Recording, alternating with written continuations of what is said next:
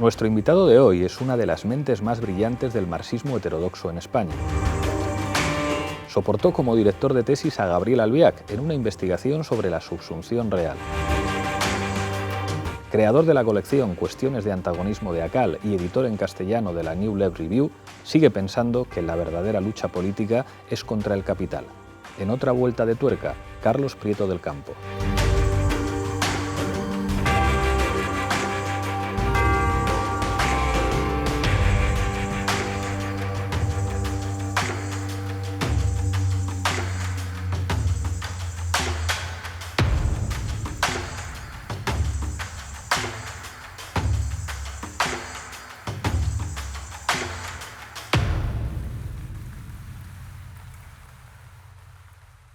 Carlos Prieto del Campo, bienvenido a otra vuelta de tuerca.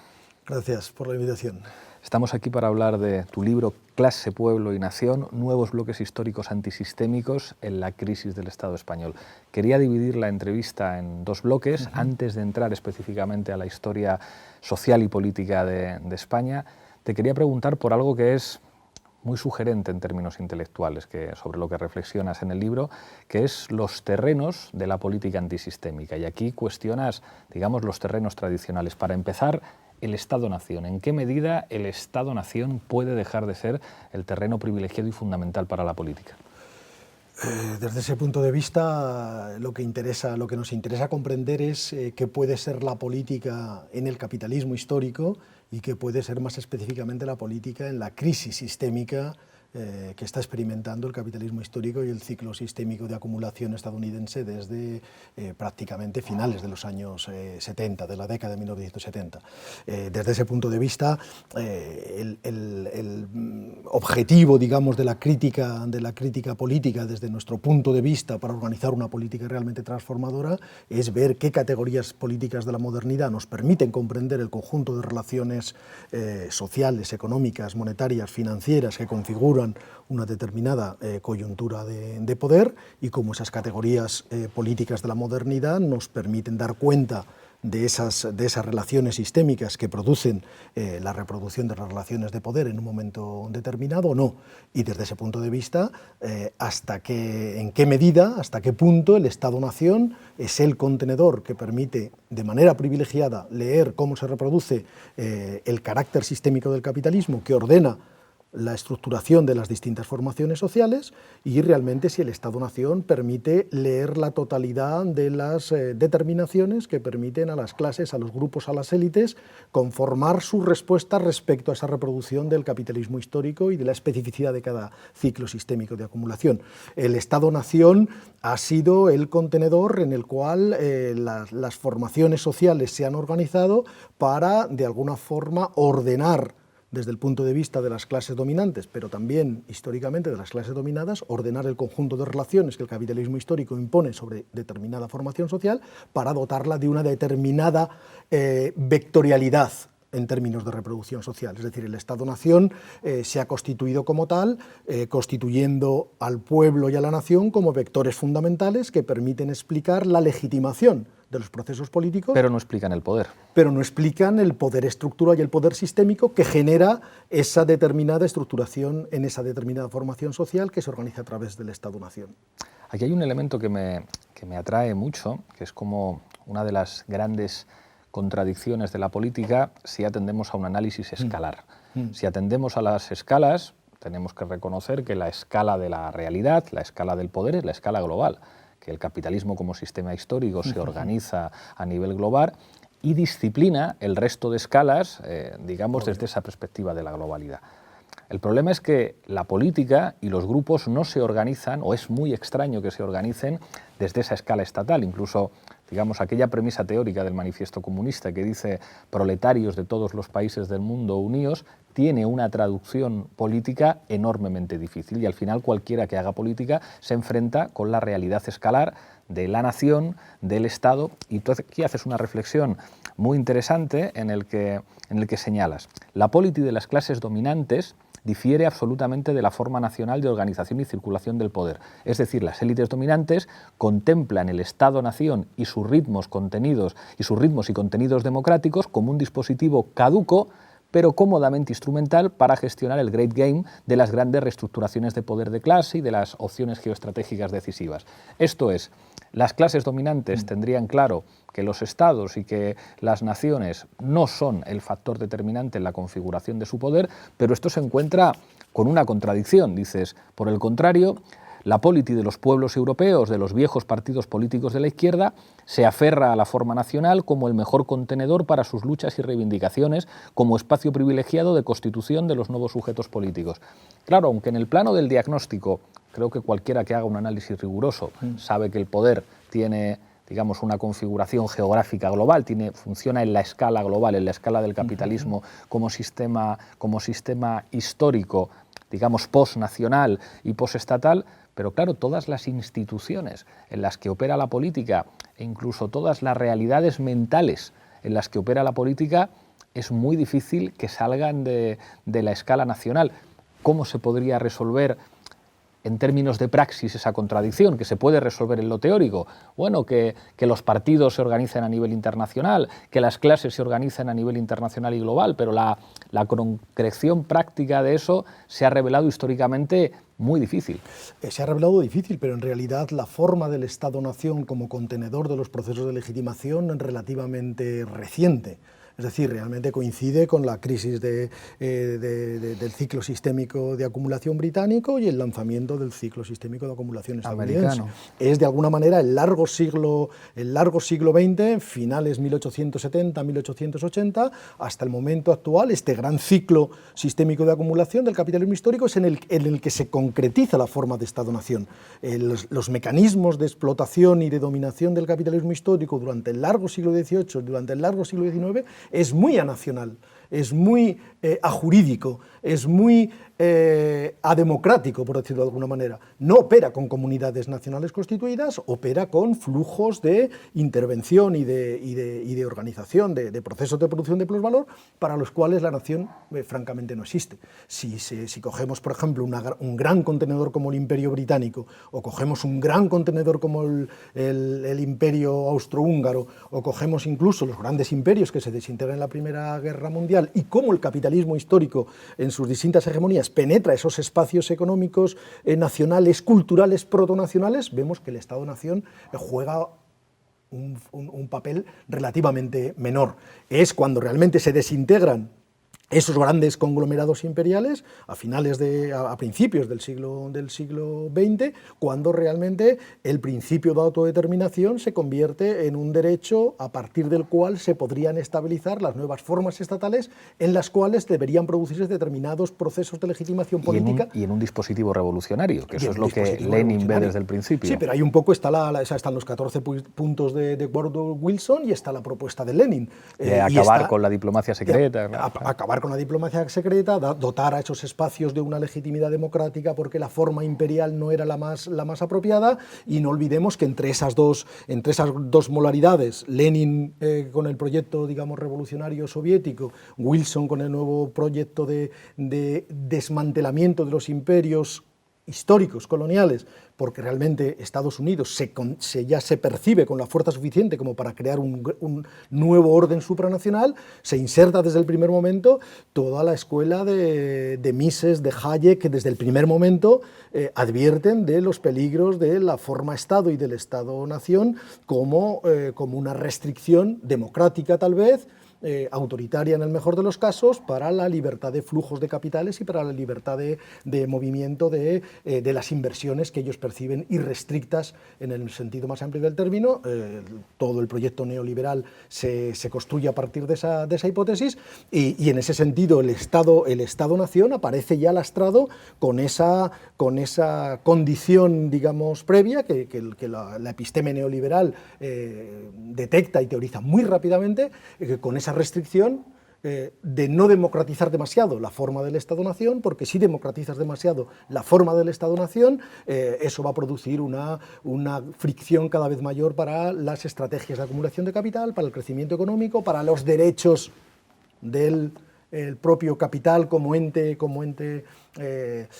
digamos, dotado de incluso de una pretensión de derecho universal a la justicia, en tanto que tú eres capaz de invertir y retirar tus capitales más allá de las constricciones que te impone el Estado-nación. Las clases dominadas se organizan en Estados-nación porque realmente las clases dominantes y sobre todo las élites que protagonizan este ciclo sistémico de acumulación estadounidense perciben con absoluta nitidez que no va a ser posible estabilizar políticamente toda la onda revolucionaria que arranca con la Guerra Civil Europea si no se crean unidades políticas discretas en las cuales las relaciones de poder se circunscriban a procesos de legitimación absolutamente privados de toda la eficacia estructural sistémica del capitalismo, y si no se imponen formas de reconocimiento nacional que permitan legitimar comunidades restrictivas, pequeñas, muy limitadas dentro de lo que es la economía mundo capitalista. Realmente a finales de la década de 1920 tenemos 70, 80 estados, en el mejor de los casos a escala global. El resto del espacio global sigue siendo un espacio colonial absolutamente anacional, absolutamente ajurídico, absolutamente ademocrático. No digo no democrático, es que no había ningún modelo de constitución, no hay régimen político. No hay ningún régimen político que permita constituir esos espacios como Estados-nación, y hay que esperar hasta después de la Segunda Guerra Mundial y hay que esperar a todo el tremendo impacto de la Guerra Civil Europea para que empiece a construirse ese modelo de Estado-nación. Pero incluso después del proceso de descolonización y hasta llegar a los 190, 191 estados, incluso hoy podríamos aplicar criterios muy precisos de análisis de la calidad democrática y de la estatalidad y de la institucionalidad que esas formas Estado aparentemente homologadas dentro de la Organización de Naciones Unidas presentan incluso a día de hoy. O sea, la estatalidad, la democraticidad, la institucionalidad, la legitimidad de esos estados en buena parte del mundo, hoy por hoy, siguen siendo realmente débiles. O sea, realmente no hay institucionalidad que garantice un paquete de derechos fundamentales, constitucionales, democráticos, que a ti te permita estabilizar, digamos, la República Democrática del Congo como un Estado que cumple los criterios de la modernidad política. Total. Es decir, que realmente cuando decimos, no, es que realmente es muy difícil organizar la política porque, claro, no podemos hacer política postnacional porque el Estado... Es relativamente falso, porque realmente la institucionalidad democrática en términos de derechos que hoy podemos percibir en buena parte de los estados-nación realmente existentes, incluidos en el core, en el núcleo de la economía mundo capitalista, es cada vez más baja. O sea, si nosotros analizamos, por ejemplo, cómo se ha producido la reestructuración neoliberal en términos de modificación sustancial de las constituciones materiales de los estados europeos en los últimos 25 años, podemos pretender seguir haciendo política en el Estado-nación, pero esos Estados-nación en los últimos 30 años han sido vaciados de contenido con una velocidad absolutamente asombrosa. Así el diagnóstico, Carlos, yo creo que es absolutamente correcto. Un instante, pero realmente si eso es así, ¿cuál es el encantamiento, cuál es el sortilegio que tenemos que conjurar para... Si tomamos una región como la Unión Europea, que tiene una institucionalidad inducida, introyectada en los últimos 40 años muy fuerte, ¿cuál es el sortilegio que tenemos que emplear para entender que esa estatalidad y esa nacionalización de la política lleva precisamente a una destrucción de la diferencia nacional, de la especificidad cultural etnonacional, si quieres explicarlo así, que realmente los rendimientos no son decrecientes, son hiperdecrecientes. E incluso en el centro de la economía mundo capitalista, en Europa, se ha visto de esta forma, por no hablar de lo que está ocurriendo en Estados Unidos, por no hablar de lo que está ocurriendo en el sur global. Entonces, en realidad, utilizar la forma Estado, obviamente, como matriz de la política de la modernidad, es obligatorio en tanto que ha sido así restrictivamente en algunos estados. Pero, evidentemente, es muy distinto partir de la hipótesis de que realmente tú tienes que reorganizar y leer y analizar y lanzar tu estrategia política en términos de bloque histórico, contando con una forma Estado-nación en la cual tú te reconoces históricamente, y otra cosa es que eso se convierta en fundamento epistémico, límite absoluto e infranqueable de tu acción política. Porque si es así, pues simplemente el deterioro va a ser cada vez mayor. En la Unión Europea, que es una alta y una densísima institucionalidad, el ejemplo es absolutamente apabullante, y respecto a las cuestiones que ahora, en este momento de crisis sistémica del capitalismo tan brutales, toda política que se conciba epistémica y como horizonte último en la escala del Estado-Nación está derrotada antes de empezar. Entonces, realmente, esas composiciones de clase transversales, estas crisis sistémicas que nos atraviesan transnacionalmente y estos vectores políticos de legitimación que, construidos nacionalmente, apuestan por esa desnacionalización o esa posnacionalización de la política, se imponen como una realidad absolutamente obligatoria. Claro, aquí el problema es, digamos, cómo se construyen los espacios de intervención política, digamos, postestatales o postnacionales. Cuando hablamos de una política democrática, digamos que BlackRock no necesita de instituciones democráticas para hacer política a nivel global. Puede hacer política tomando decisiones que afectan al conjunto del planeta. El problema es que la política de los de abajo, una política de clase, para dotarse de instrumentos políticos de intervención internacional, de intervención postnacional, lo tiene enormemente difícil, sobre todo cuando, digamos, quienes tenían esto clarísimo en términos teóricos eran los socialistas y más los comunistas, que construyen partidos políticos internacionales que se llaman Primera Internacional, Segunda Internacional, Tercera Internacional, y que incluso tratan de dotarse de una institucionalidad como partidos a nivel internacional, entendiendo que los partidos nacionales no son más que secciones nacionales de un gran partido mundial. Esto termina chocando con los intereses políticos de un Estado y con las contradicciones entre los intereses políticos de cada Estado. Se podría decir que quizá la organización política transnacional más exitosa ha sido la Iglesia Católica, que todavía sigue operando como una organización política transnacional de enorme influencia política e incluso geopolítica, pero que también se ve arrastrada muchas veces por contradicciones de tipo nacional. Pero la Iglesia Católica, al fin y al cabo, digamos que tiene claro cuál es su instrumento fundamental de penetración política, que es la ideología a través de la religión, y su éxito a la hora de construir una institucionalidad que es internacional y que es transnacional. El problema es que los partidos de izquierdas, los movimientos sociales, los sindicatos, ¿cuáles pueden ser los espacios en los que construyan algo que en términos teóricos es ineludible? La necesidad de construcción de espacios de intervención política transnacional. Si BlackRock toma decisiones que afectan al conjunto del planeta, ¿cómo hacen las clases subalternas o cómo hacen las formaciones políticas de izquierda para intervenir en ese plano?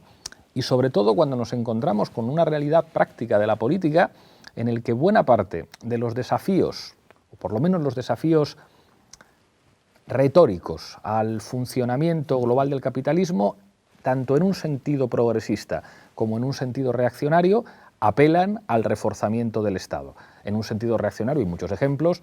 Trump, más en el sentido retórico que en el práctico, cuando dice America First, cuando dice vuelta al proteccionismo, cuando plantea, por lo menos en lo retórico, poner límites al libre comercio. El caso de Salvini, que plantea un enfrentamiento desde una perspectiva xenófoba y de derechas, pero que plantea un enfrentamiento con la Unión Europea diciendo usted no me dice a mí qué tengo que poner yo en mis presupuestos y qué hago yo con nuestro dinero. El caso del Brexit, en muchos sentidos, va en la misma dirección, y en el caso de los gobiernos progresistas que lo han intentado, también plantean, digamos, como la recuperación de soberanías que se asocian al concepto de Estado-nación. Claro, ¿cómo se navega esa contradicción entre, mire, es que a lo único a lo que yo puedo acceder democráticamente es al poder del Estado, aunque sé que buena parte de las cartas se reparten en otros sitios, pero no tengo instrumentos para intervenir en esos otros sitios? O sea, ¿dónde está la mesa en la que yo puedo negociar con BlackRock? ¿Dónde está, digamos, cómo se negocia políticamente con BlackRock? ¿Cómo se puede incluso imaginar un enfrentamiento político con un actor de clase transnacional? Pero es que realmente si no hay realmente esa ruptura drástica y esa apertura de la imaginación política para romper con la forma Estado del Estado-Nación tal como se ha configurado hasta la fecha, realmente no hay en el horizonte del capitalismo histórico y de su crisis sistémica actual, no hay otro horizonte que una desintegración de las comunidades políticas cada vez más atomizada, en las cuales las lógicas del mercado mundial y la lógica del capital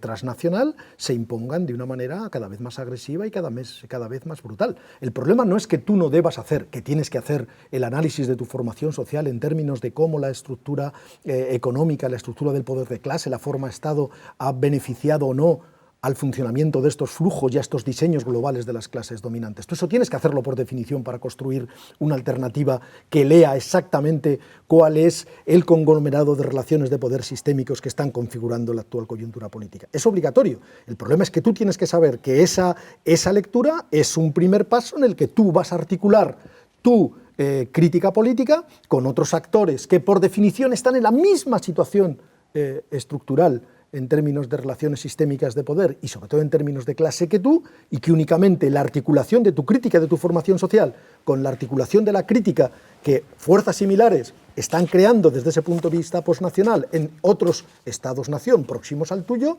van a poder realmente construir una hipótesis política que quiebre las fórmulas, que quiebre la gramática política de la modernidad en torno al pueblo, la nación y el Estado-nación, y que empiecen a producir otras gramáticas conmensurables con la estructura de poder sistémica que el capitalismo histórico demuestra a fecha de hoy y que está demostrando de manera todavía más agresiva en este momento de caos sistémico. Si realmente no se produce esa nueva producción de gramáticas políticas que critiquen a las categorías políticas de la modernidad, solo existe un horizonte de pulverización absoluta y de actores que van a imponer sus diseños globales de manera unilateral. ¿Por qué Salvini lanza la estrategia que lanza? Porque no ha habido posibilidad alguna de crear una gramática política común entre Grecia, Italia, España, Portugal o Francia. O sea, no ha habido... Si tú realmente afirmas la pertinencia última del Estado-nación, tú únicamente puedes construir las gramáticas políticas que utilizas en torno a los términos de pueblo y nación. No hay más. Si tú realmente desnacionalizas y conviertes al pueblo en un constructo ideológico, que es lo que es, pues tú realmente puedes empezar a introducir otro tipo de categorías. La de clase es la categoría, un concepto de clase sofisticado y realmente bien elaborado, es realmente el concepto que te permite leer esa transnacionalidad de las relaciones sistémicas de poder del capitalismo histórico, en el momento actual, en la Unión Europea, a escala global o regional, y empezar a construir esa gramática a partir de tu crítica de los efectos de esas relaciones de poder sistémicas en tu formación social, pero sabiendo que ese es el primer paso para construir unidades y conceptos políticos que vayan más allá. Es imposible que Salvini pueda resolver Salvini Di Maio, el gobierno de Lega y Le Cinque Stelle, es imposible que puedan resolver la crisis de la Unión Europea poniendo únicamente la formación social italiana o el Estado-nación italiano como unidad política a partir de la cual se organiza la crisis con la Unión Europea. Pero es que si realmente eso se reprodujera exponencialmente en otros estados de nación de la Unión Europea, bien del norte porque no aceptan esa imposición, bien en el sur porque no aceptan esta austeridad de larga duración, un riesgo también perfectamente posible que está sobre la mesa es que la Unión Europea se fracture, o que la Unión Europea salte por los aires o se convierta en un espacio económico-político mucho más pivotado en torno al gran eje centroeuropeo, etcétera, etcétera, etcétera. O sea, no es solo una cuestión, digamos, de desnacionalizar la política para que el Estado-nación se encamine a no sabemos qué praderas de democracia y de igualdad, sino que realmente las propias políticas de los grupos dominantes cada vez están desnacionalizando en términos autoritarios cada vez más el espacio nacional, porque sus diseños en términos de gran proyecto geopolítico de la Europa de las élites para competir en el mercado mundial tampoco perciben que funcione. Todo el proceso de la construcción de la Unión Europea es un proceso de desnacionalización de la política desde arriba. Desnacionalización de la política porque el enfrentamiento de Estados-nación en el core, en el núcleo europeo, había sido devastador desde principios del siglo XX. La Unión Europea representa ese proyecto de desnacionalizar la política desde arriba con un modelo autoritario y absolutamente verticalista en un entorno de crecimiento económico digamos, discreto hasta finales de los años 70, 80, como queramos verlo.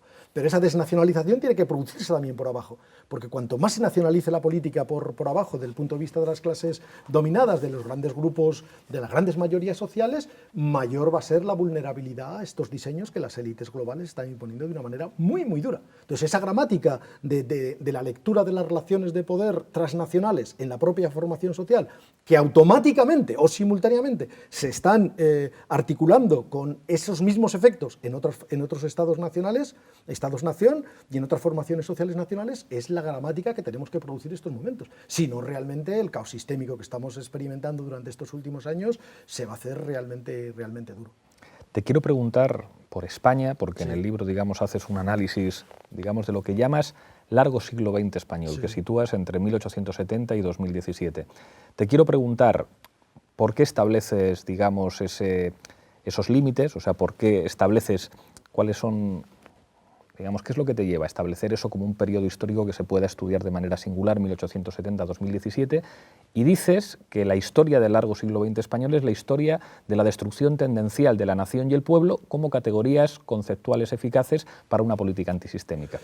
O sea, en realidad el concepto de largo siglo XX proviene de la teorización que hace del mismo Giovanni Arrighi, es la vieja teorización también que se inspira en Wallerstein, se inspira en Fernand Braudel, pero siempre me ha parecido que la categoría de largo siglo XX era más pertinente para analizar la coyuntura política actual. Que contrasta, perdona, con el breve siglo XX de Hobsbawm, claro. Exacto, era más, porque de alguna manera la categoría de largo siglo XX, que está injertada y articulada con el concepto de ciclo sistémico de acumulación que maneja Arrighi, está ligada a los procesos de producción de clase de una manera más fuerte que el concepto de corto siglo XX de Hobsbawm. Es decir, yo creo que es fundamental entender cómo evoluciona el capitalismo como estructura histórica a lo largo del tiempo, cómo estructura las relaciones de poder un determinado ciclo de acumulación y de estructuración del capitalismo como sistema histórico, y cómo esa articulación del capitalismo como estructura de reproducción produce también los comportamientos políticos, los comportamientos de clase,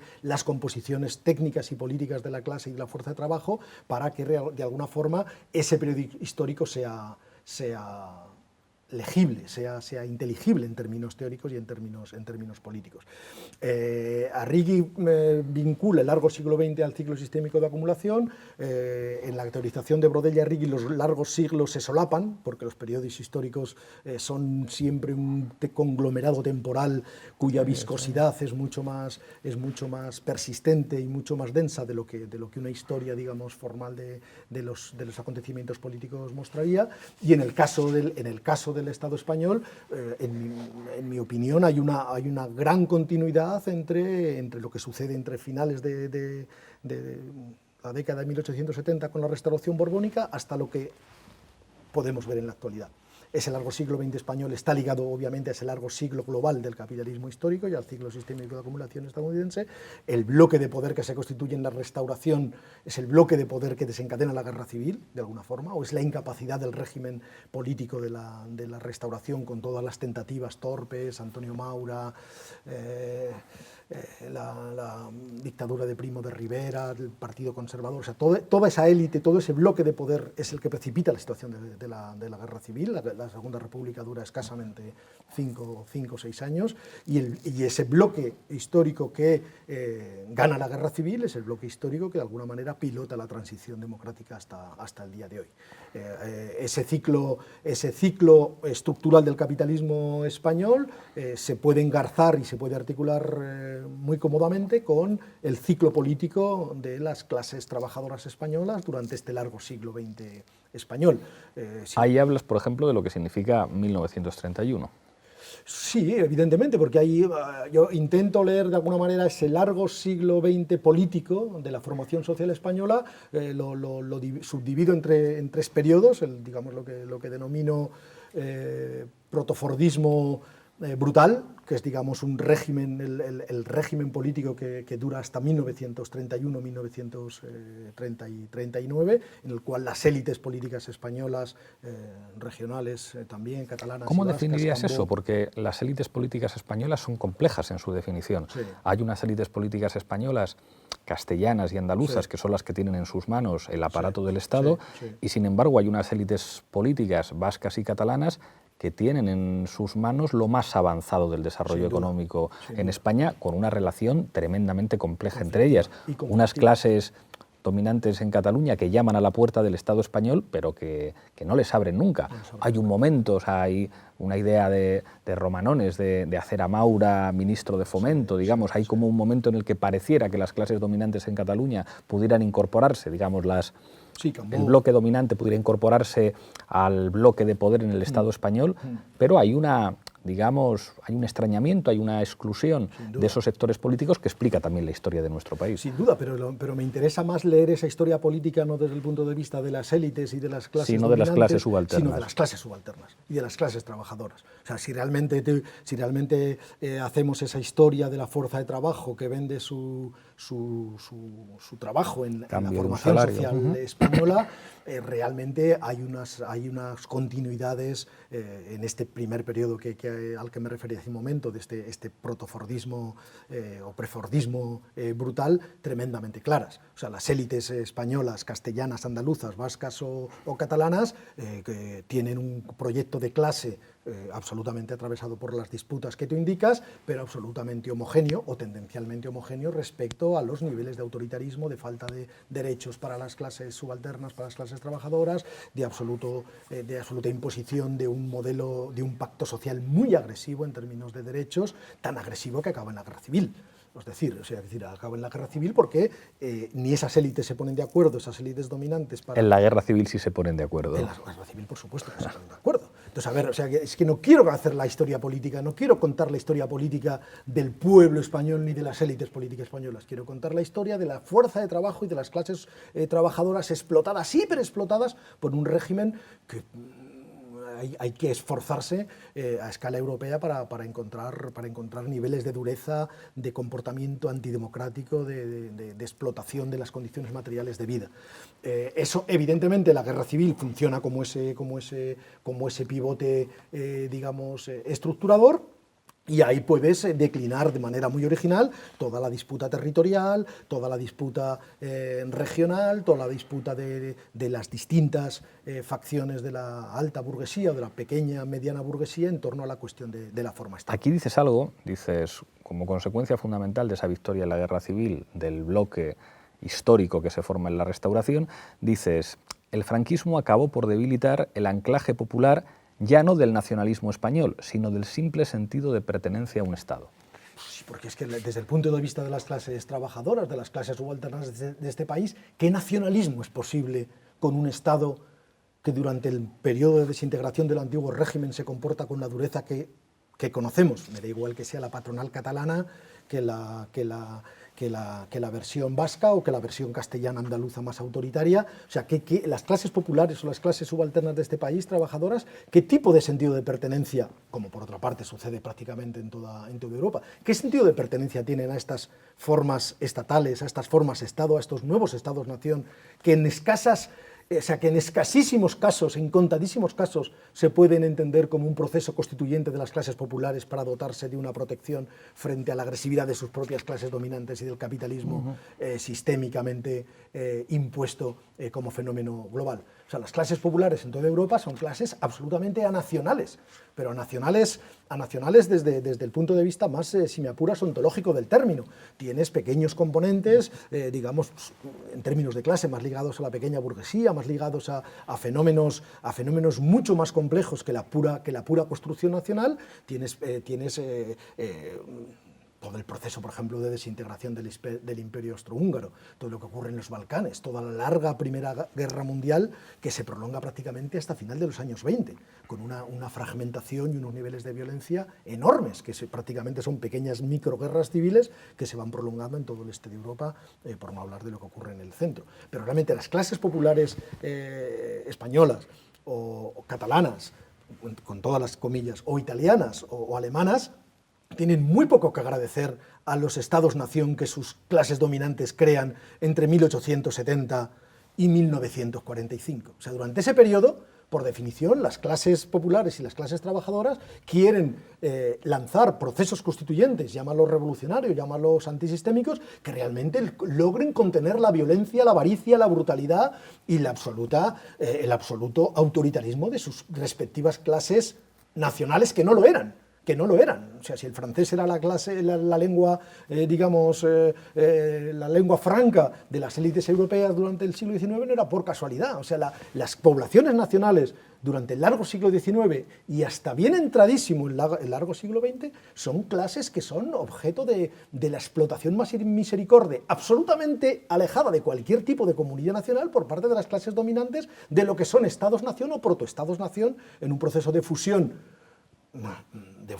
militar y bélica. Si tú te coges el Tratado de Versalles, el Tratado de Saint-Germain, el Tratado de Bully, el Tratado de Trianon, el Tratado de Sèvres, tú mira a ver ahí qué proyecto nacional o de comunidad nacional hay detrás de las clases dominantes nacionalizadas, entre comillas, que imponen sobre los pueblos europeos unos niveles de violencia militar, de violencia económica, de explotación de las condiciones de trabajo, de falta de derechos brutales. Entonces, realmente, cuando decimos, no, es que la forma Estado es la forma canónica de la política, tal vez desde 1945, con estos protoestados del bienestar que empiezan torpemente a configurarse, coge el Estado italiano, el Código Rocco, que es el Código Penal fascista, funciona hasta el día de hoy. Tú coges el caso italiano, que está súper cerca, Salvini, vamos antes. La represión que hay en el Estado italiano durante 1950 y bien entrado 1960 es de una brutalidad increíble, en términos de muertos, trabajadoras muertas. Entonces, realmente, ¿de qué estamos hablando con esta fascinación por lo nacional y por los estados-nación, cuando esos estados-nación, en la primera parte del siglo XX, funcionan como estructuras absolutamente violentas que perciben con cero interés el tipo de comunidad nacional que están creando y perciben con todavía menor interés cualquier aplicación o implementación de un catálogo de derechos fundamentales, sociales, económicos, sobre unas poblaciones respecto a las cuales las clases dominantes no tienen la más mínima afectación, el más mínimo respeto. Volviendo a España, hablas en el libro específicamente de dos elementos, de la importancia de las migraciones internas a la hora de configurar los caracteres de la fuerza de trabajo colectivo en España, y eso serviría también para entender la plurinacionalidad, que no se comprendería sin entender los fenómenos de migraciones internas, y hablas también de la derrota de la fuerza de trabajo colectiva en la transición.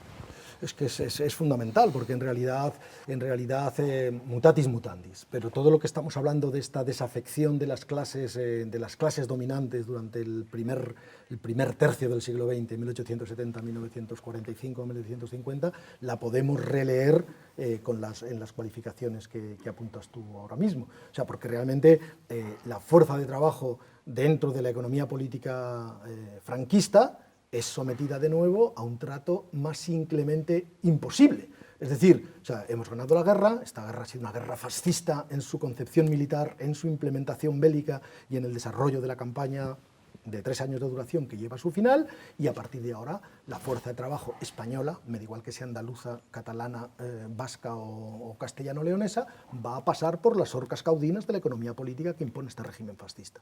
Este régimen franquista impone esa disciplina a la fuerza de trabajo mediante unos procesos de migración intensísimos, mediante una falta de derechos absolutamente obvia que lleva a que el estado del bienestar español, cuando muere Franco, sea de los más débiles de Europa, y lleva a que esos procesos de migraciones internas produzcan, aprovechando o teniendo en cuenta los diferenciales de industrialización que se daban a escala del Estado, inyecten la fuerza de trabajo necesaria para que las tecnoestructuras que existían y que dan un salto cualitativo, tanto en Cataluña como en la cornisa cantábrica, en el País Vasco o en Asturias, obviamente también con la excepción de Madrid, esas fuerzas de trabajo se convierten en los vectores de explotación y de constitución de los grandes milagros económicos, si quieres leerlo en el caso español o en el caso catalán o en el caso vasco. Pero realmente esa gestión autoritaria por parte del franquismo provoca esas migraciones intensísimas dentro del Estado español que configuran lo que es hoy Cataluña, lo que es hoy el País Vasco, lo que es hoy el resto del Estado, y evidentemente esa enorme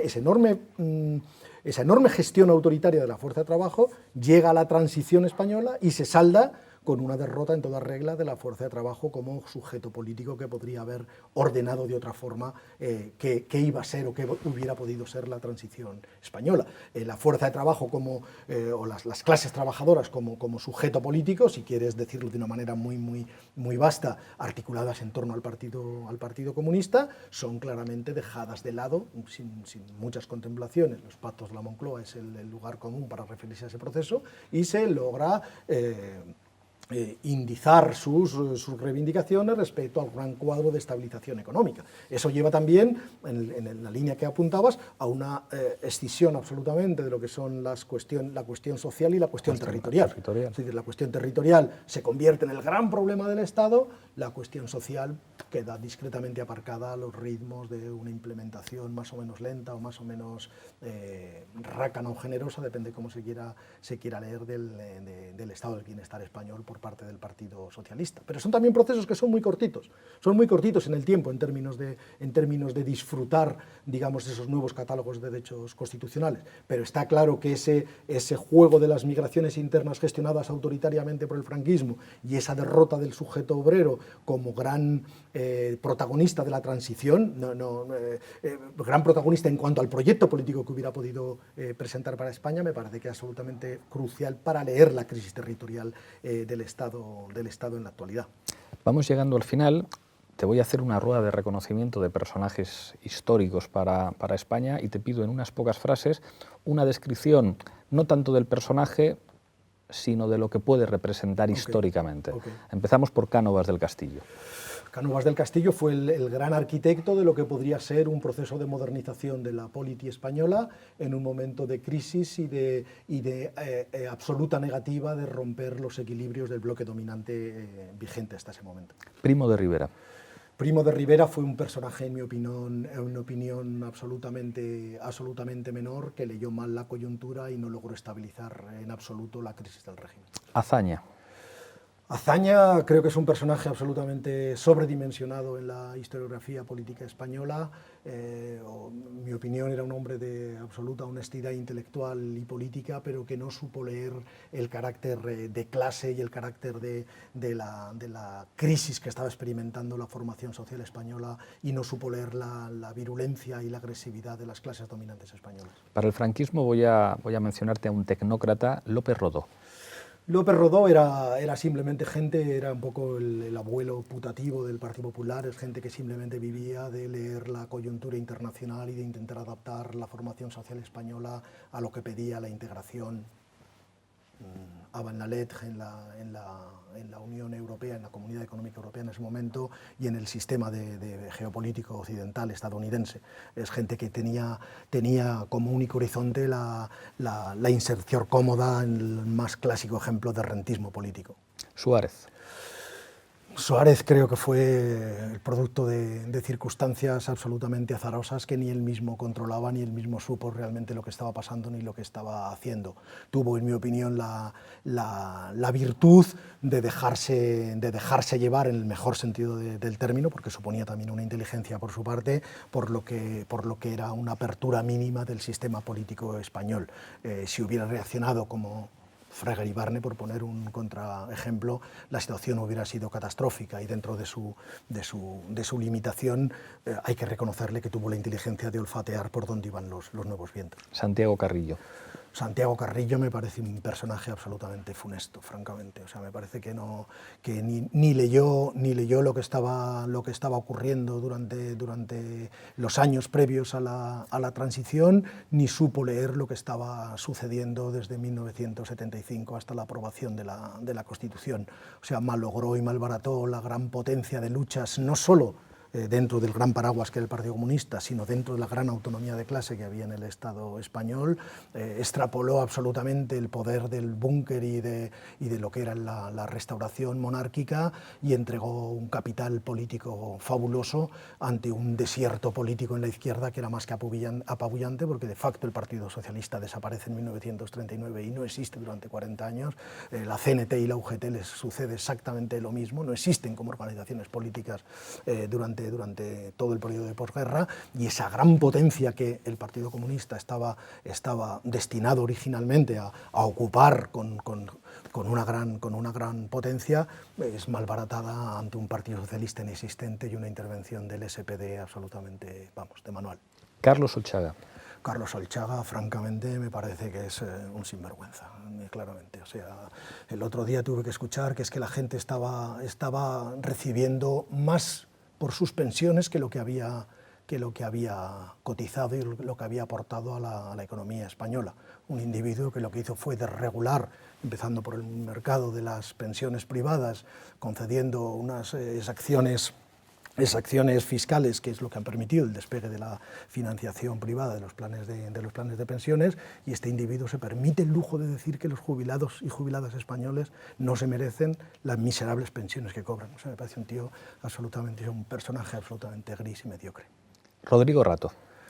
Rodrigo Rato entra en la categoría de los grandes sinvergüenzas que ha producido este país. O sea, me parece un tío absolutamente criado y genéticamente conformado por lo peor de las oligarquías franquistas. O sea, una persona sin ningún tipo de límite en cuanto al decoro, en cuanto a la mínima contención de lo que supone una responsabilidad y una ética públicas y política, y me parece que desde el punto de vista económico simplemente es otro producto de ese rentismo político que las élites españolas siempre han practicado respecto a las grandes instituciones económicas internacionales y a los grandes núcleos de poder internacionales. Su comportamiento como ministro, absolutamente plano en términos de inteligencia de lo que estaba ocurriendo, como director ejecutivo del Fondo Monetario Internacional y luego como gestor de Caja Madrid Bankia, más todos los pequeños capítulos penales que estamos conociendo estos días, francamente dan de él un diagnóstico absolutamente devastador, en mi opinión. Pedro Solbes. Pedro Solbes lo entiendo más como la grisura del burócrata aplicado que realmente se deja llevar también por los vientos económicos de la época. Dotó de cierta prestancia a la política económica socialista. No hay que olvidar que el binomio Solbes-Rato, Solbes prácticamente recorren prácticamente 20 años de política económica de este país. La transformación de la formación social económica española fue baja durante su mandato y también del mandato de Rato, su sucesor. Y realmente el fortalecimiento que no fueron capaces de hacer previo a la crisis fue lo que luego explicó gran parte de los problemas que la crisis sistémica de 2007-2008 propició a la economía española. La burbuja inmobiliaria y la desregulación del mercado inmobiliario, más la privatización de buena parte del welfare state español, empezando por la educación y las pensiones, esta es made in Solbes y made en Rodrigo Rato. No me merecen mucho respeto como gestores económicos. Cristóbal Montoro. Cristóbal Montoro es el epígono de todo esto que estamos hablando. O sea, Cristóbal Montoro realmente la única virtud, en mi opinión, que tiene es haber seguido de manera absolutamente fiel las políticas que se dictaban desde los centros de poder europeos cuando la crisis tuvo que aplicarse con toda la contundencia del paquete, digamos, de austeridad tuvo que aplicarse en toda contundencia. Desde el punto de vista fiscal, en mi opinión, no aportó ninguna innovación importante, auspició la famosa amnistía fiscal que hasta el propio Tribunal Constitucional tuvo que corregir drásticamente a la baja, y realmente no acabo de ver cuál fue su aportación como gestor económico. No me parece que haya sido un buen ministro de Asuntos Económicos y de Asuntos hacendísticos en este país. Ya para terminar nos queda el cuestionario. ¿Qué libro recomendarías para entender la historia de la fuerza de trabajo colectiva en España? Seguramente me remitiría los trabajos de Tuñón de Lara. Me leería con atención la historia de Tuñón de Lara del siglo XIX y del siglo XX, me la leería con mucha atención, me leería su libro sobre el primer tercio del siglo XX, no recuerdo ahora el título, 1898, 1931, en el que explica exactamente cuál era el bloque de poder económico durante la Restauración y explica cómo esas élites económicas, las clases dominantes españolas gestionaron la formación social española en términos militares, en términos hacendísticos, en términos económico-financieros, y creo que sería un excelente punto de partida. ¿Qué película recomendarías para lo mismo? Eso es más complicado. En España no ha habido mucho cine social interesante para explicar la historia de España del punto de vista político. Podríamos hablar de Caudillo de Patiño, o podríamos hablar de Canciones para después de una guerra. Es decir, leerlo en términos digamos, a contrapelo, como filigrana. Pero en España no ha producido buen cine social ni sobre la guerra civil. No hay una clase obrera no Valparaíso de Elio Petri, La propietà non è più un furto. No. O sea, el cine español no ha tenido la aproximación a la guerra civil, ha sido bastante anecdótica, por decirlo de alguna manera, y no hay buen cine político que explique... por ejemplo, la película de Elio Petri, la clase obrera ya no va en paradiso, no hay ese cine hecho con una perspectiva de clase y con un punto de vista de clase que quiera contar realmente la riquísima vida sociopolítica, sindical, cultural de la clase obrera española. No ha habido, tampoco España ha tenido un Pasolini que haya podido contar desde otro punto de vista más excéntrico cuál era el metabolismo de las clases populares, el metabolismo de las clases trabajadoras. Hay películas que podrían dar un aroma, ¿no? Podrías hablar de Tierra y Libertad, podrías hablar de las malas versiones de la Colmena, pero no, desde el punto de vista de clase me falta una genuina cultura estética que cuente bien la historia de las clases subalternas españolas. Y ya por último, saliendo de España, ¿qué serie recomendarías ver para entender lo que significa la lucha de clases? Series no veo, francamente, no tengo tiempo para ver. Ahí te recomiendo... Series, o sea, realmente sé que tengo que hacerlo, pero no logro sacar tiempo para ver porque leo demasiado y entonces no veo series. Pero sí que todo el cine de esas clases subalternas que se ha hecho en América Latina o que se ha hecho incluso en Estados Unidos, Italia como o en Las Estados uvas Unidos, de la ira. Es muy interesante. El cine de Mike Leigh en el Reino Unido, que cuenta toda la destrucción del thatcherismo. El cine me viene ahora a la cabeza, Vento di Terra, de Vincenzo Marra, perdón. Esas son grandes películas. Mundo Grúa, de Pablo Trapero. Sí. O sea, ese tipo de películas que realmente están contadas desde... O Bolivia, ¿cómo se llama?, de Adriano Caetano, o sea, que cuenta la historia de esas poblaciones, de un migrante boliviano en la Argentina de los años 90. Ese cine hecho desde abajo para contar la vida de los de abajo, eso cuenta muy bien. Todo el cine social, incluso de Ken Loach, sobre la crisis de la formación social británica, es fantástico. Te recomiendo una serie, Damn Nation, una serie sobre lucha de clases en Estados Unidos, contado como un cómic, además, con buenos y malos, donde los malos son los banqueros y los buenos son los agricultores norteamericanos. Está muy bien. Lo dejamos aquí. Te pido que cojas con la mano izquierda la taza de la tuerca y brindes mirando esa cámara por lo que quieras. Por el poder constituyente de las clases trabajadoras europeas que cambiarán el paisaje del continente en los próximos 15 años. Muchísimas gracias. A ti.